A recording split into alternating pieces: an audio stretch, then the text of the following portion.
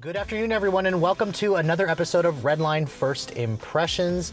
This week is going to be a little bit different because Toyota has flew me out to Portland, Oregon to drive the completely redone 2018 Toyota Camry. Now, keep in mind, there is an embargo on driving impressions, pricing, and powertrain information on this car until June 21st at 7 a.m. Eastern Standard Time. So you guys will find a full Redline review when the embargo is over. But until that, I'm going to give you guys my kind of top 5 likes and dislikes on this very important model for Toyota.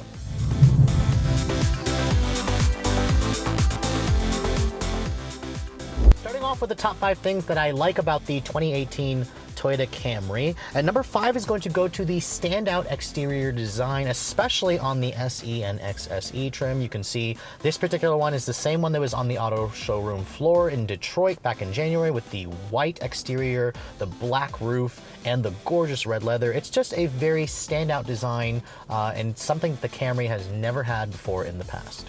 Number 4 is going to go to the upscale interior materials. Now, Camrys have always been kind of average in that regard, and this new one really elevates things. You have soft touch surfaces, stitching, really interesting looking textures of aluminum and piano black, and it makes for a really premium cabin ambience, something that the Camry has really needed for years. Number 3 is going to go to the standard Toyota Safety Sense P. Now, Toyota is making a huge effort toward autonomous driving, and the standard Toyota Safety Sense P on every specific trim level of the Camry, even the base model, means that every Camry will have adaptive cruise control, automatic emergency braking with pedestrian detection, lane departure warning with steering assist, and automatic high beams. And really, at this price point, the fact that Toyota made that standard is a huge selling factor, especially if you guys are in the market for one. Number 2 is going to go to the fact that Toyota still offers a V6 in the Camry. It's a naturally aspirated 3.5-liter dual overhead cam unit, now with direct and port injection, so Toyota's D4S. I can't tell you how much horsepower it makes because there's an embargo,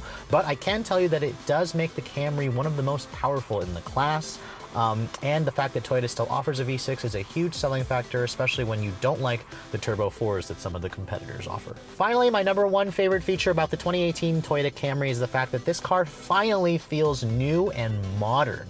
Now, that's something that Camrys have kind of been lacking in the past. I mean, I drove a 2017 XSE 4-cylinder, and to me, it just felt super old school. It didn't really feel new. Now that this car is riding on an all-new platform, it's much stiffer, it's stronger, it's got all-new powertrains, it's got an all-new interior. The Camry finally feels up to the modern standards that's been set by a lot of its competitors. Since no car is perfect, let's talk about the top 5 things that I dislike about the 2018 Toyota Camry. And number 5 is going to go to the fact that it still has that transportation appliance reputation. It's going to be hard for Toyota to shake that off, considering the fact that everywhere you look in your local area, you're going to find a Camry.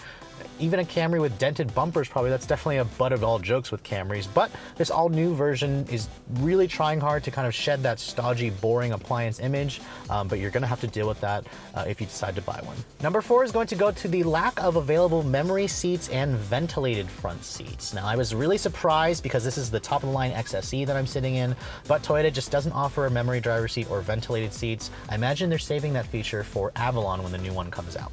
Number 3 is going to go to the surprisingly hard front seats. Now, again, everybody's different when it comes to seat comfort, but the leather and the overall feel of this XSE model, they're a little bit on the hard side for me. I'm gonna have to really wait until I actually have one for a week, but initially I'm noticing that you may wanna try the seats out before you actually decide on one because it may be a little bit on the hard side for you. Number 2 is going to go to the fact that the exterior of this car, when you don't opt for the SE or XSE model, looks a little bit on the bland side. I mean, the XSE and SE have their own unique grille, and the smaller wheels or the hubcaps on the base Camrys definitely make this car look a little bit more rental car-ish grade, so you're gonna have to deal with the fact that the non-sport oriented Camrys look a little bit boring. Finally, my least favorite feature about the 2018 Toyota Camry is the fact that there's still no Android Auto and Apple CarPlay, even though this is the all-new Entune 3.0, which kind of has its version of Android Auto and CarPlay. It's their proprietary version. Toyota still has not put that in this vehicle. The good news is they are listening to customers and considering adding it.